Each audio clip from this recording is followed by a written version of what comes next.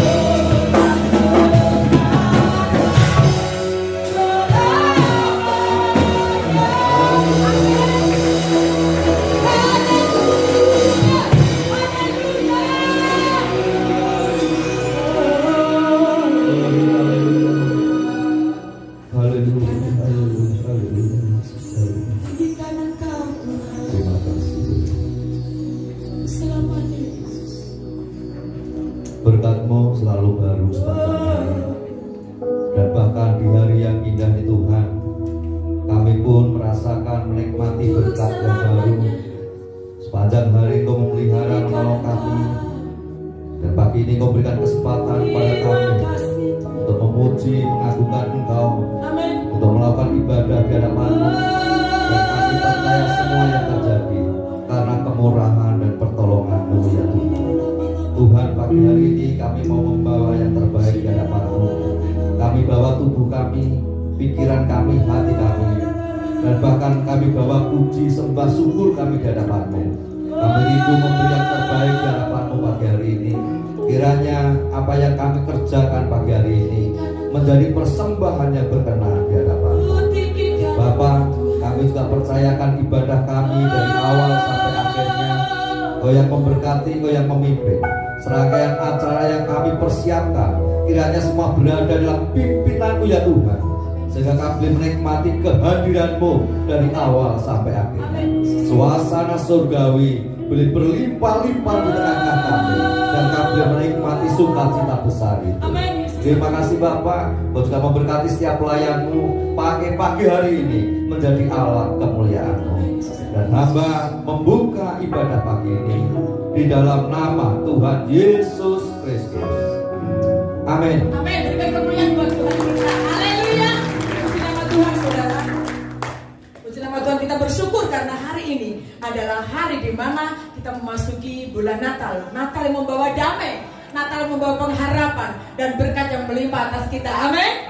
Tuhan akan menyertai keluarga kita, akan menyertai memberkati pekerjaan kita. Mari kita mengatakan, hai dunia, gembiralah. Yeay. Amin. Come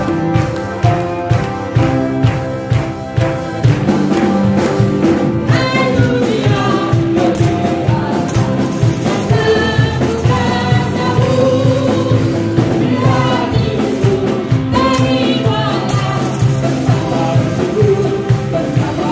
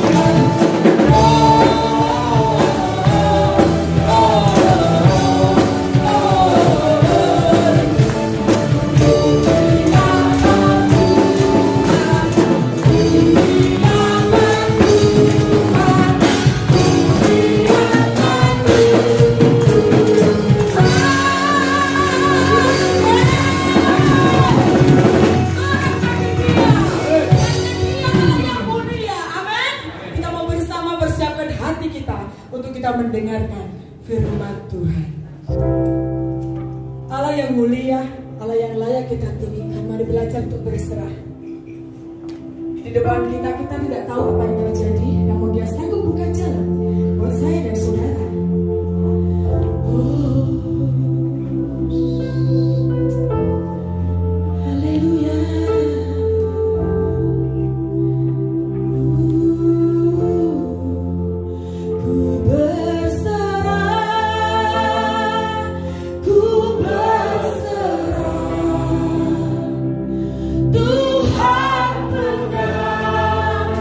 Seluruh hidupku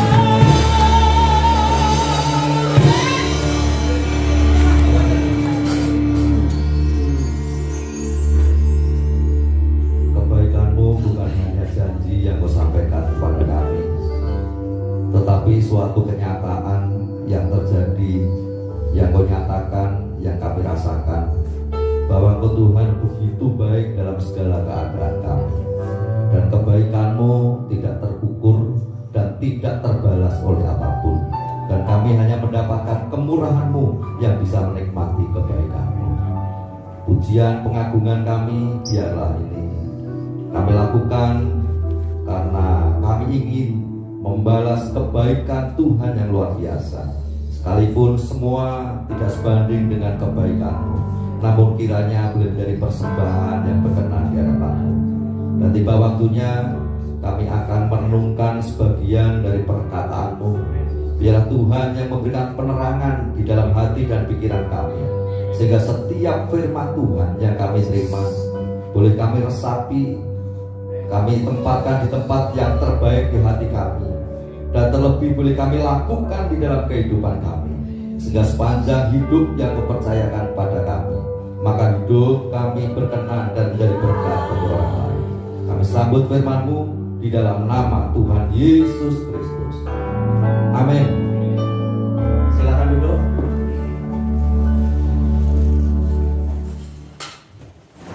Salam sejahtera di dalam kasih dan kemurahan Tuhan Yesus Kristus. Kalau kita merenungkan kebaikan Tuhan, sungguh tiada pernah berhenti kebaikannya, dan bahkan tidak ada sesuatu yang sebenarnya berimbang untuk kita membalas kebaikan Tuhan. Dan kita bersyukur karena Tuhan selalu baik di dalam hidup saya dan saudara. Dan di kesempatan yang indah ini, mari kita bersama-sama merenungkan sebagian firman Tuhan. Saya akan menyampaikan firman Tuhan dari 1 Petrus pasal 2. 1 Petrus pasal 2 ayat 17. Demikian firman Tuhan. Hormatilah semua orang, kasihilah saudara-saudaramu, takutlah akan Allah, hormatilah raja. Saya coba sampaikan tentang tugas Kristiani yang disampaikan oleh Rasul Petrus di sini. Bapak, Ibu, dan saudara yang dikasihi Tuhan, dalam kehidupan kita setiap hari, baik di dalam keluarga, gereja, maupun di dalam masyarakat, tidak pernah lepas dari hak dan kewajiban. Namun rupanya orang lebih banyak menuntut haknya daripada melakukan kewajibannya. Yang seharusnya antara hak dan kewajiban itu seimbang. Artinya ada kewajiban yang harus kita lakukan dan ada hak yang kita terima. Maka hal itu harus seimbang. Kemudian kalau saya merenungkan peristiwa yang sedang terjadi saat ini terkait dengan pandemi COVID-19, di mana pemerintah menganjurkan supaya kita mematuhi protokol kesehatan, pakai masker, cuci tangan, jaga jarak. Dan sebenarnya dengan mentaati apa yang menjadi himbauan pemerintah, maka berarti kita peduli kepada diri kita sendiri, kita peduli kepada orang lain, yang berarti kita juga menghargai hak orang lain, dan kita sudah ambil bagian untuk memutuskan penularan COVID-19. Namun hari-hari ini rupanya hal itu semakin meningkat, kita tidak pungkiri, tetapi kita sebagai orang percaya harus mengambil bagian itu, sehingga ada kewajiban yang harus kita lakukan, dan biarlah orang lain menerima haknya. Kemudian saya juga merenungkan satu fenomena yang terjadi atas negeri kita, yang mana sudah 2 periode ini Bapak Presiden kita, Bapak Jokowi, yang adalah orang biasa, tetapi Tuhan memberikan kemurahan untuk menjadi orang nomor 1 di negeri ini.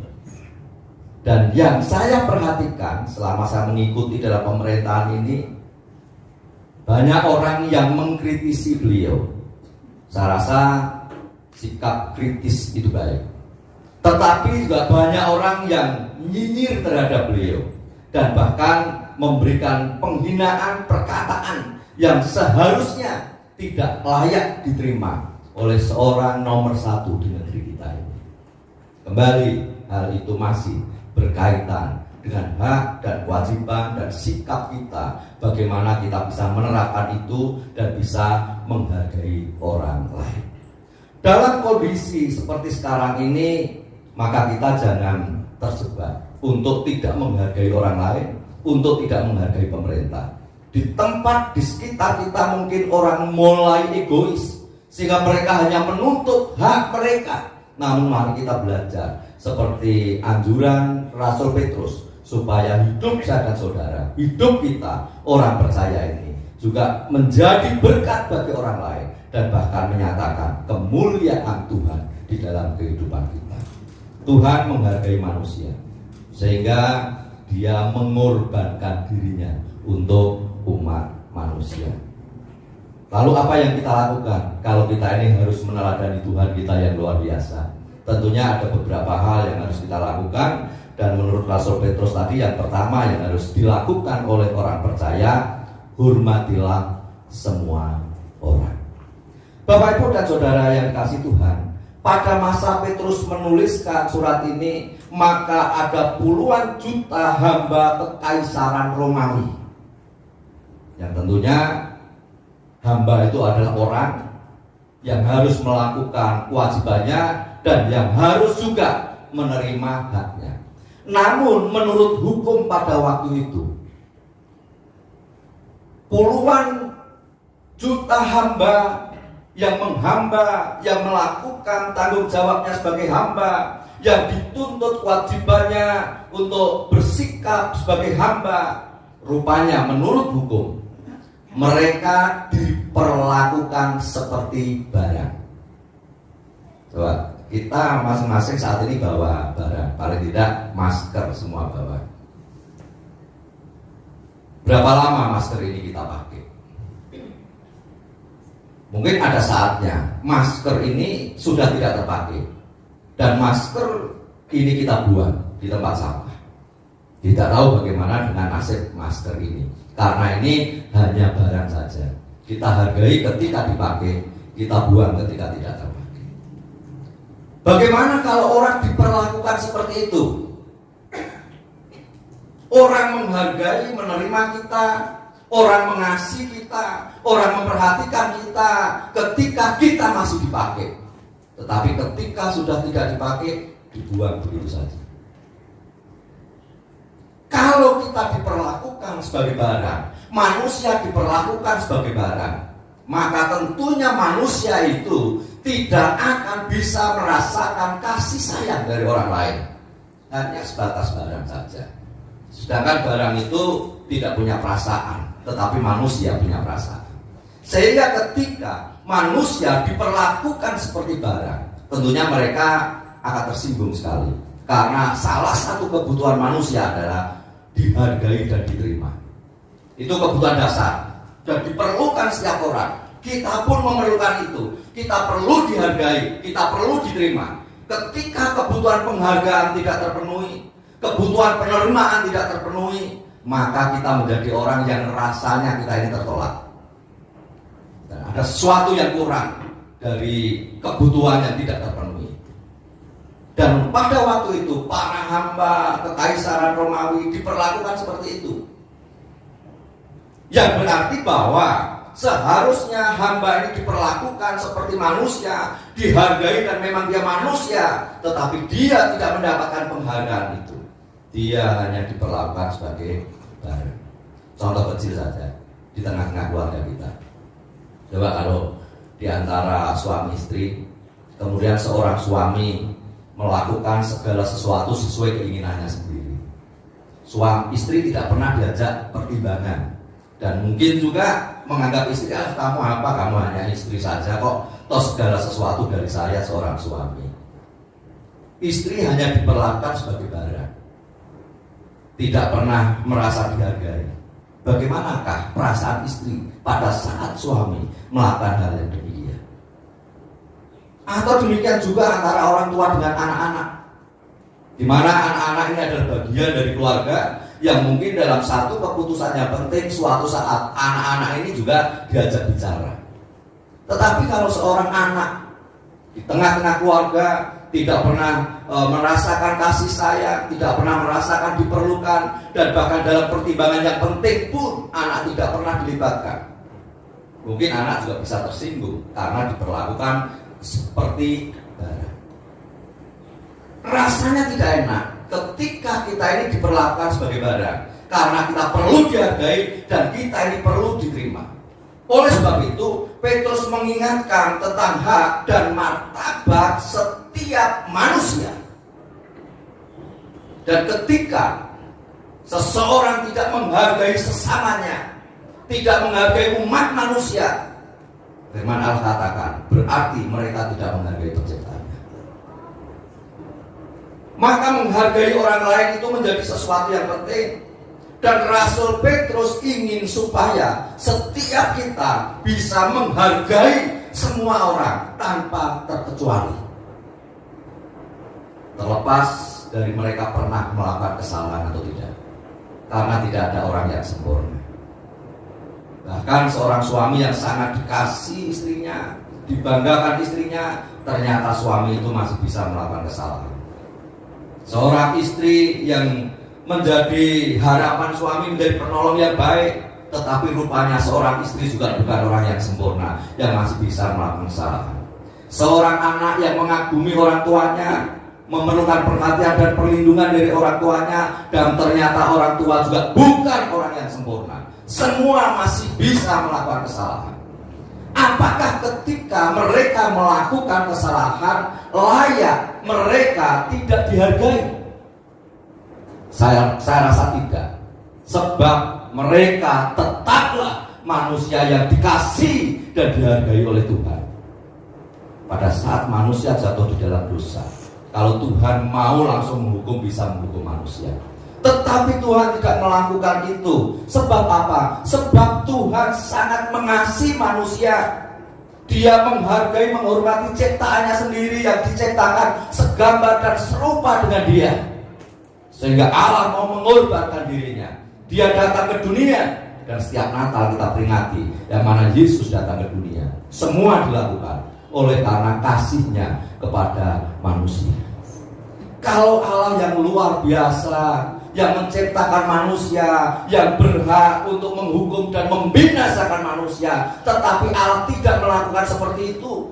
Allah justru datang mencari manusia, memberikan pengampunan kepada manusia. Lalu siapa kita ini? Kalau kita menempatkan diri lebih tinggi dari yang lain, dan sementara kita tidak bisa menghargai sesama kita, siapa kita ini? Kita tidak lebih dari pencipta, tapi kita hanya ciptaan. Maka Petrus mengingatkan, kita yang sama-sama diciptakan oleh Allah, yang sama-sama dikasih oleh Allah. Maka Petrus ingin supaya kita bisa menghormati sesama kita. Amin. Biasanya di masyarakat kita yang terjadi, orang yang kuat itu selalu menindas orang yang lemah. Orang yang lemah menjadi sasaran untuk tidak dihargai, untuk tidak dihormati. Sehingga mereka yang kuat sewenang-wenang menggunakan kekuatannya. Yang lemah semakin ditekan, yang menderita semakin menderita.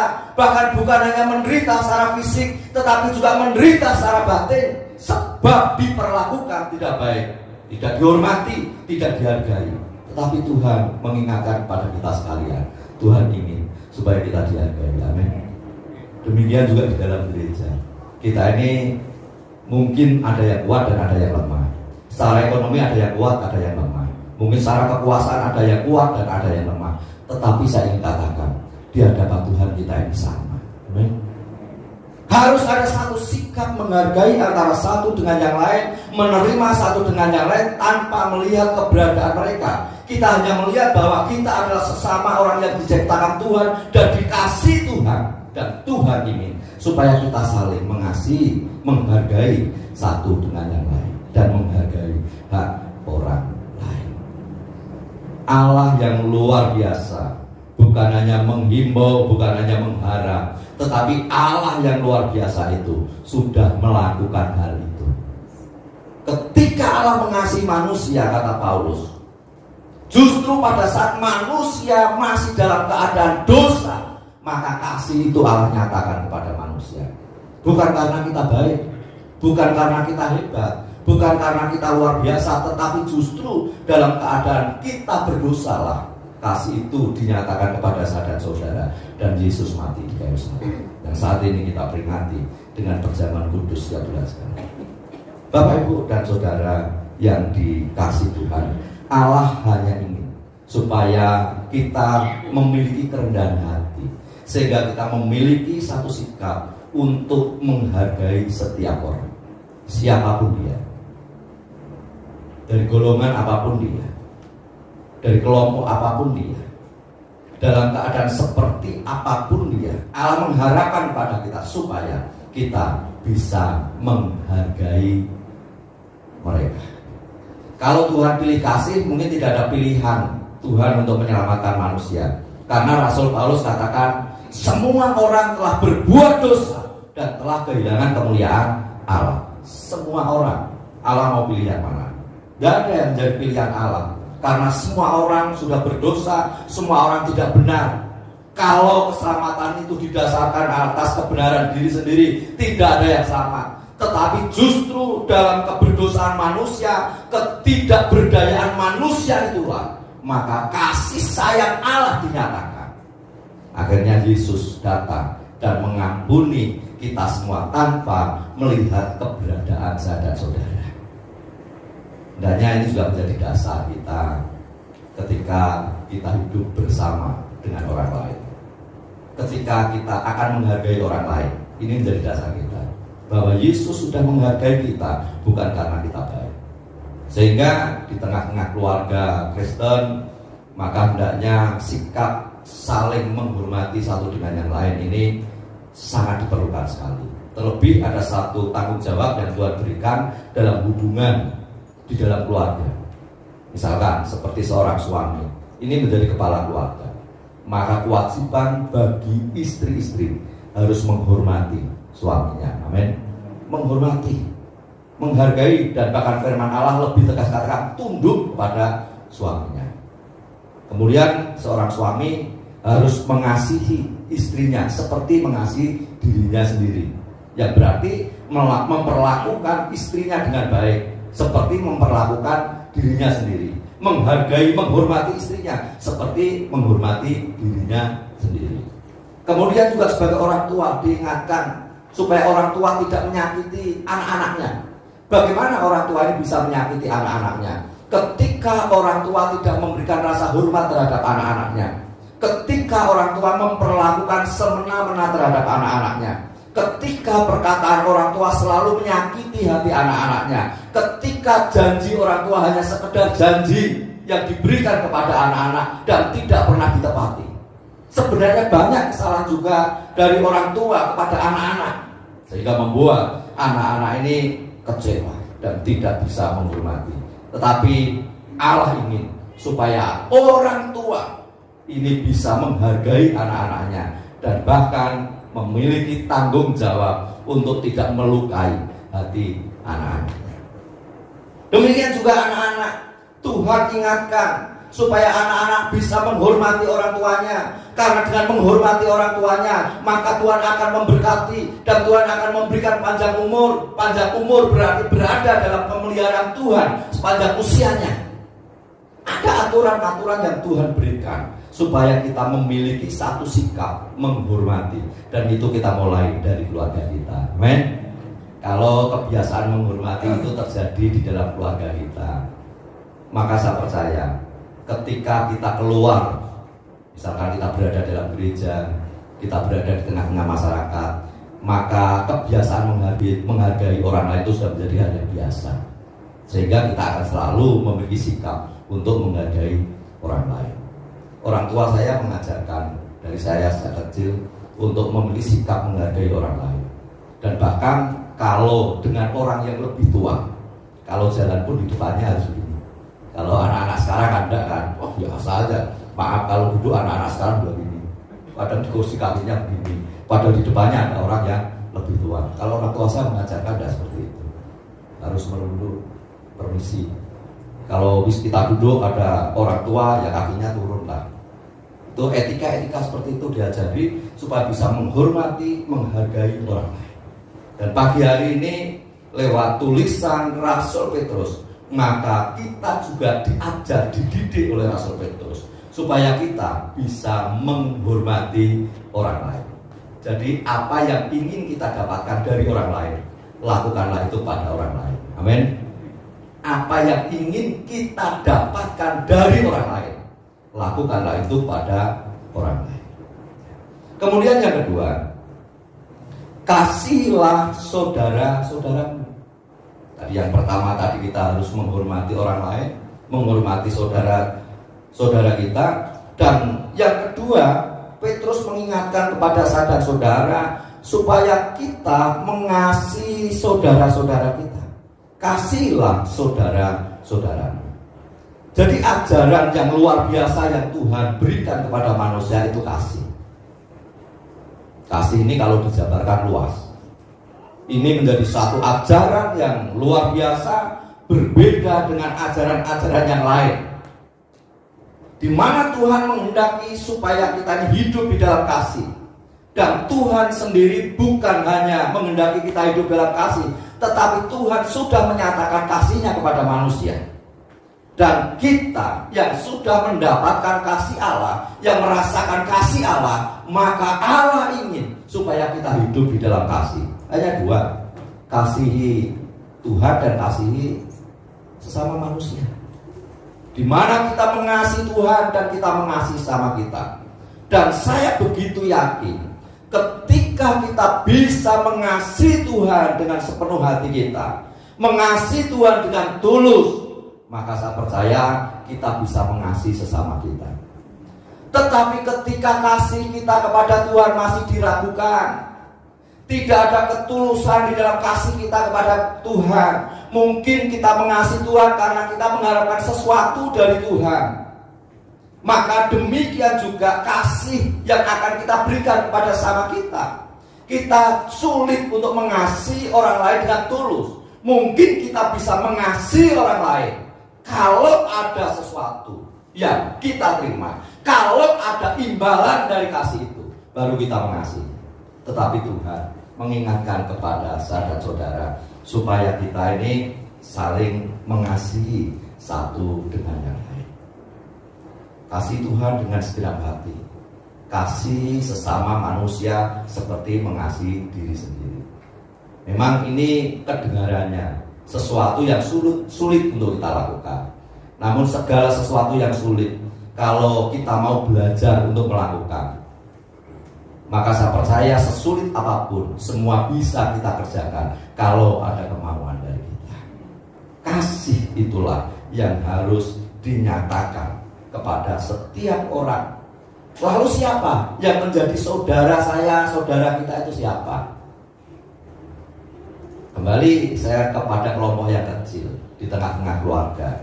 Karena bagi saya berpikir begini, kalau keluarga itu sehat, kasih sayang di dalam keluarga itu baik, maka gereja itu juga akan sehat, kasih sayang di dalam gereja itu juga akan baik. Karena gereja adalah kumpulan dari keluarga-keluarga. Oleh sebab itu, saudara kita mulai dari dalam keluarga, orang-orang yang kita kasihi. Bagaimana kalau orang-orang yang dekat kita dalam satu keluarga yang tinggal dalam satu atap, mungkin juga makan menunya sama, hari-hari kita lalui bersama, tetapi di keluarga yang sangat dekat itu tidak ada kasih, tidak saling mengasihi satu dengan yang lain. Adanya masalah suami istri, adanya masalah orang tua dengan anak, masalah kakak dengan adik. Apa yang terjadi di dalam keluarga itu? Kalau keluarga Kristen tidak ada kasih, maka saya percaya bahwa tidak ada kebahagiaan di dalam keluarga itu. Kalau suami istri tidak saling mengasihi, tidak akan ada kebahagiaan dalam keluarga itu. Dan bahkan anak-anak akan melihat contoh yang tidak baik dari papa dan mamanya yang tidak saling mengasihi. Kalau papa mamanya saling mengasihi, maka saya yakin anak-anak akan belajar, oh begitu cara hidup papi mami. Mereka bisa saling menerima satu dengan yang lain, bisa menghargai satu dengan yang lain, dan bahkan bisa memberikan pengampunan ketika pasangannya bersalah. Anak-anak akan belajar.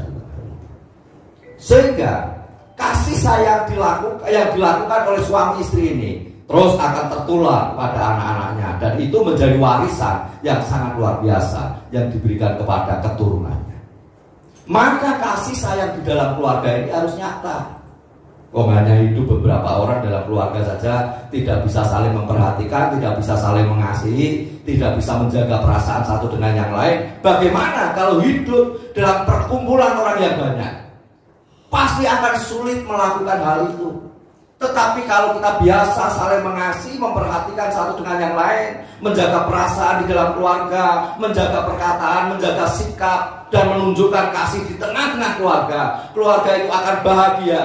Maka keluarga yang bahagia ketika anggota keluarga itu keluar dari rumahnya, dia bertemu dengan orang lain, maka dia akan kelihatan bahagia dan bisa membahagiakan orang lain, membagikan kebahagiaan itu kepada orang lain. Karena memang dasarnya dia berasal dari keluarga yang bahagia.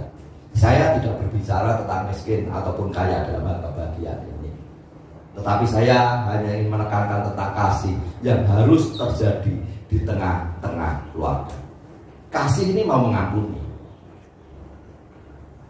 Mungkin suami istri pernah melakukan kesalahan, orang tua pernah melakukan kesalahan, anak kita pernah melakukan kesalahan. Kasih ini mau mengampuni. Yesus mengasihi kita, dia menerima kita apa adanya, dan bahkan dia mengampuni kita. Pengampunan ini harus terjadi di tengah-tengah keluarga.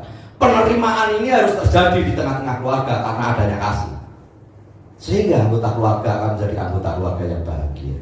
Hai orang tua, orang-orang yang lebih tua, atau maksud saya ayah dan ibu, anakmu di luar sana mereka harus sekolah, kuliah, mereka berpikir, mereka juga bergumul sesuai dengan bagiannya.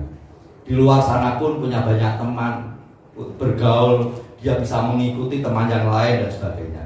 Kalau kasih sayang di dalam keluarga ini kurang bagus, maka mereka akan jatuh terlalu dalam di luar. Tetapi kalau kasih sayang di dalam keluarga ini baik, maka saya percaya ketika mereka jatuh di luar, kita akan angkat dan kita pulihkan di tengah-tengah keluarga kita. Amin. Sehingga kasih ini sangat diperlukan, dan kasih ini harus terjadi. Maka mulailah dari keluarga kita. Orang-orang yang dekat kita, orang-orang yang kita kasih, biarlah mereka benar-benar merasakan kasih sayang yang luar biasa. Saya diuji kemarin, harus pergi seminggu. Saya tidak pernah pergi lama meninggalkan istri maupun anak-anak. Namun kemarin seperti diuji, dan saya tidak merencanakan itu.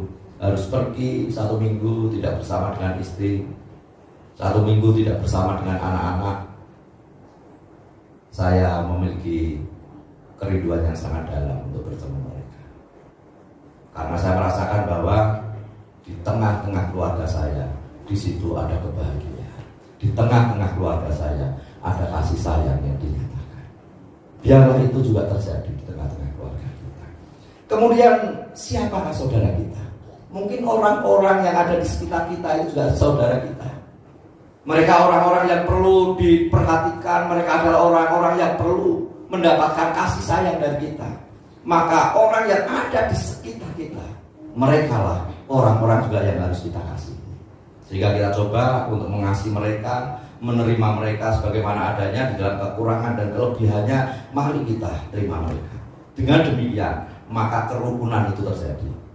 Kalau hati kita ini rukun, ya saya ulang. Kalau hati kita ini rukun, ketemu siapa juga kita akan menikmati damai sejahtera. Amin. Tetapi kalau hati kita ini tidak rukun, sulit untuk bertemu dengan orang lain. Apalagi orang-orang yang kita benci, merasa kita tidak suka, kita sulit untuk bertemu dengan mereka. Bahkan orang yang terdekat dengan kita pun mungkin sulit kita terima. Karena apa? Hatinya mulai tidak rukun. Maka rasa iri hati, sakit hati di dalam kebersamaan, mari semua itu kita buang. Yang kita wujudkan adalah kasih yang Tuhan berikan kepada saya dan saudara. Lalu siapa saudara-saudara kita? Orang-orang di dalam gereja. Ini kita adalah saudara. Amin. Kita bersaudara di dalam Tuhan. Saya ini siapa toh? Saya beberapa kali katakan pada orang-orang yang pernah ngobrol sama saya tentang keluarga, saya katakan keluarga saya adalah anggota jemaat saya, itu keluarga saya, dan orang-orang yang ada di sekitar saya. Karena kalau ada sesuatu yang terjadi dalam hidup saya dan saya harus minta pertolongan, saya tidak akan pulang minta pertolongan sana keluarga saya, dan sampai sekarang saya belum pernah melakukan itu. Tetapi saudara saya adalah Bapak Ibu, saudara-saudari yang ada di Majalaya ini. Amin. Dan selama ini pun kami merasakan dukungan dari Bapak Ibu dan saudara-saudari. Dan memang kita ini adalah keluarga. Maka di dalam keluarga gereja, maka kasih sayang ini harus diwujudkan. Sehingga rasa ego ini harus dibuang. Mementingkan diri sendiri, rasa keinginan untuk lebih dari yang lain kita buang. Mari kita belajar bahwa kita ini sama, kita satu keluarga yang sama. Kita harus saling mengasihi, memperhatikan. Terlebih Yesus saat lahir, kita mengingat kita sudah masuk di bulan Desember. Maka kasih Yesus itu untuk semua orang sama, tidak membedakan satu dengan yang lain. Demikian juga di dalam gereja. Di dalam gereja terdiri dari banyak orang, terdiri dari banyak suku, juga memiliki kedudukan yang berbeda, posisi yang berbeda, kondisi ekonomi yang berbeda. Semua boleh berbeda, namun kita sama di dalam Tuhan. Nilainya sama, yaitu penebusan Yesus di kayu salib. Maka di gereja tidak perlu ada kelompok-kelompok. Tapi puji Tuhan di sini tidak ada. Tidak perlu saling merasa bahwa saya lebih penting, kamu kurang penting, tidak perlu. Tetapi kita sama di dalam Tuhan, yang harus saling mengasihi satu dengan yang lain. Kemudian lebih luas lagi hubungan antar gereja. Saya senang dengan terbentuknya PGMS. Dan saya juga salah seorang yang selalu menggembor-gemborkan tentang kebersamaan ini. Dan PGMS terbentuk setiap bulan sekali, hamba-hamba Tuhan bisa berkumpul, mereka bisa berdoa. Dan hari Jumat kemarin setelah saya pulang dari Kaltim, hamba-hamba terkumpul di sini, kita bersama-sama berdoa. Dan kami memiliki moto yang luar biasa, ku terima kau apa adanya. Dan saya melihat bahwa ketika hubungan antar hamba Tuhan ini baik, maka akhirnya hubungan antar gereja pun mulai baik. Dimulai dari atas. Dan saya hanya ingin mengatakan bahwa antara kita dengan gereja yang lain, organisasi yang lain, saya katakan kita ini saudara. Tidak perlu kita merasa hebat, dan tidak perlu kita juga minder karena gereja yang lain hebat. Karena masing-masing punya bagiannya sendiri yang harus dikerjakan. Sekecil apapun bagian yang harus kita kerjakan, kerjakan dengan baik. Itu sudah luar biasa. Jadi kita melihat antar gereja pun kita harus belajar untuk mengasihi, dan kasih itu harus dinyatakan. Dan bahkan pemazmur tuliskan bahwa kerukunan itu akan mengundang berkat yang Tuhan berikan. Kalau kita rindu Majalaya diberkati, kita rindu gereja-gereja diberkati, kita rindu pekerjaan Tuhan diberkati. Tetapi kalau kita sendiri tidak hidup rukun, mana berkat itu bisa turun? Tetapi dengan kerukunan yang terjadi, maka berkat itu akan Tuhan limpahkan. Kemudian yang ketiga, takut akan Allah. Jadi Petrus juga mengajarkan kepada kita sekalian supaya kita ini takut akan Allah. Dan Amsal katakan takut akan Tuhan adalah permulaan pengetahuan. Sehebat apapun juga kita, sepandai apapun kita, mungkin punya pendidikan yang tinggi, mungkin dihormati, dihargai orang lain oleh karena pendidikan kita, tetapi ingat bahwa permulaan pengetahuan itu adalah Tuhan. Kepandaian, kehebatan, kalau tidak diabdikan kepada Tuhan, maka seringkali kepandaian itu tidak terlalu berguna. Dan bahkan orang yang tidak mau mengabdikan dirinya kepada Tuhan, mereka jatuh di dalam kesombongan, jatuh di dalam keangkuhan oleh karena kepandaian yang dimiliki. Tetapi dengan takut akan Tuhan, maka takut akan Tuhan adalah permulaan pengetahuan. Dengan takut akan Tuhan, pengetahuan yang Tuhan berikan kepada saudara-saudara ini akan lebih berguna, lebih bermanfaat, berguna untuk orang lain, juga mendatangkan kemuliaan bagi Tuhan. Maka sehebat apapun juga jangan pernah kita mengandalkan kehebatan kita. Jangan pernah menyombongkan kehebatan kita, memamerkan kehebatan kita. Yang Tuhan kehendaki adalah kehidupan yang takut akan Tuhan. Takut bukan berarti takut kalau tidak setia sama Tuhan dihukum, bukan itu. Takut bukan berarti kalau tidak ibadah nanti dihukum Tuhan, bukan itu. Tetapi takut adalah sikap hormat kita kepada Tuhan. Sehingga ketika kita beribadah, semua kita lakukan karena kita punya sikap hormat terhadap Tuhan kita. Amin. Ketika kita melakukan sesuatu yang baik terhadap sesama kita lakukan karena kita punya sikap hormat kepada Tuhan. Ketika kita mengambil bagian dalam pekerjaan Tuhan, melayani, juga memberikan persembahan, semua kita lakukan karena kita menghormati Tuhan kita. Jadi biarlah itu menjadi dasar hidup saya dan saudara, sehingga di sepanjang kehidupan kita memiliki sikap hormat kepada Tuhan. Dan itulah takut kita kepada Tuhan, bukan karena penghukuman, tetapi karena Tuhan luar biasa dan layak untuk menerima hormat saya dan saudara. Orang yang takut akan Tuhan ini dimanapun juga, dia akan menjaga hidupnya supaya tetap di dalam kebenaran. Sekalipun tanpa pengawasan orang lain, dia akan tetap di dalam kebenaran, menghargai kebenaran. Karena tahu bahwa Allah ada dan mata Tuhan tidak bisa ditutupi oleh apapun juga untuk melihat saya dan saudara.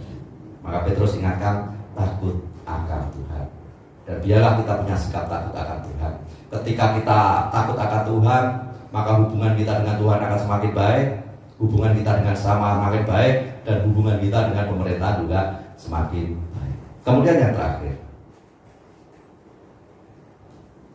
hormatilah raja. Pada saat Petrus menulis surat ini, yang dimaksud dengan raja adalah Raja Nero, yang seorang kaisar. Siapakah Kaisar Nero ini? Kaisar yang bengis, kaisar yang kejam. Dia sudah terkenal dengan kekejamannya. Orang yang melakukan kesalahan tidak pandang bulu, orang yang tidak sesuai dengan keinginannya tidak pandang bulu, mau keluarga, mau tidak, semua akan menerima akibat dari ketidaksetiaannya kepada Nero. Dan bahkan Nero ini juga dia yang membakar Roma, membunuh orang-orang Kristen pada awalnya. Dia adalah seorang yang sangat kejam. Tetapi Petrus mengajarkan, hormatilah raja. Kita bisa menghormati orang-orang yang baik, raja-raja yang baik, pemimpin-pemimpin yang baik. Mungkin kita sulit untuk menghormati pemimpin yang kurang baik. Tetapi Petrus mengingatkan bahwa hormatilah raja. Karena tentunya Petrus percaya bahwa seorang pemimpin adalah seorang yang dipercaya Allah untuk memimpin. Sehingga orang yang dipimpin, maka mereka harus memiliki sikap yang hormat. Saya waktu memimpin sidang daerah di Kaltim terdahulu juga, dan saya berpikir siapa saya itu. Saya harus duduk di meja yang paling depan, di kursi yang paling tinggi di antara mereka, seperti ini, saya di sini, kemudian yang lain di bawah. Dan di situ saya yang pegang palu, mengambil setiap keputusan, mempertimbangkan segala sesuatu yang diusulkan, yang dibicarakan. Dan saya harus memastikan bahwa ketika itu saya salah, saya katakan salah. Ketika benar, saya harus ketok palu untuk itu. Dan saya memutuskan di situ. Saya merasa, Tuhan, siapa saya ini? Mereka adalah pendeta-pendeta yang gelarnya juga lebih tinggi dari saya. Tetapi sikap menghormati pemimpin itulah yang terjadi. Maka di situ kita juga belajar. Dari apa yang dituliskan Rasul Petrus, kita juga belajar. Mari kita belajar untuk menghargai pemimpin kita. Pemimpin di dalam keluarga juga ada hierarkinya, di dalam sinode ada hierarkinya, di dalam gereja juga ada hierarkinya, kemudian di dalam pemerintah juga ada. Oleh sebab itu kita memilih satu sikap yang menundukkan diri, yang mau taat, mau menghargai, menghormati pemimpin kita. Terlebih di dalam pemerintahan yang ada sekarang ini. Kita percaya bahwa Pak Jokowi itu pilihan rakyat. Tetapi kita yakin bahwa Tuhanlah yang menetapkan dia untuk memimpin. Tentunya sebagai manusia memiliki kekurangan dan kelebihan. Apakah boleh kita mengkritisi? Boleh. mengkritisi kebijakannya boleh, tetapi mari kita tetap memiliki sikap hormat sebagai warga negara Indonesia. Dia di dalam kekurangan maupun kelebihannya adalah pemimpin yang sudah ditetapkan oleh Tuhan. Jadi Allah menghendaki demikian lewat Rasul Petrus. Supaya apa? Supaya hidup saya dan saudara sebagai orang percaya ini tertib. Supaya kita melakukan sesuatu yang benar di hadapan Tuhan, karena harapan Tuhan lewat kehidupan saya dan saudara, maka banyak orang dimenangkan, dan supaya hidup kita ini menjadi saksi. Oleh sebab itu, dimanapun juga, kapanpun juga, mari kita tetap hidup di dalam kebenaran, kita hargai kebenaran, dan biarlah lewat hidup saya dan saudara, maka orang lain melihat bahwa ada Allah di dalam kehidupan kita. Tuhan memberkati. Kita akan memuji Tuhan dengan satu pujian. Sungguh besar, kemanakah aku dapat pergi menjauhi rohmu yang suci. Glory, glory, glory.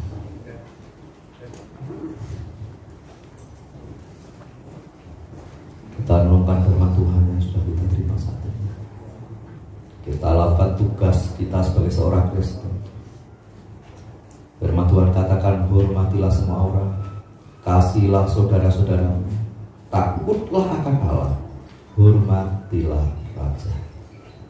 Yesus, Yesus, haleluya, haleluya.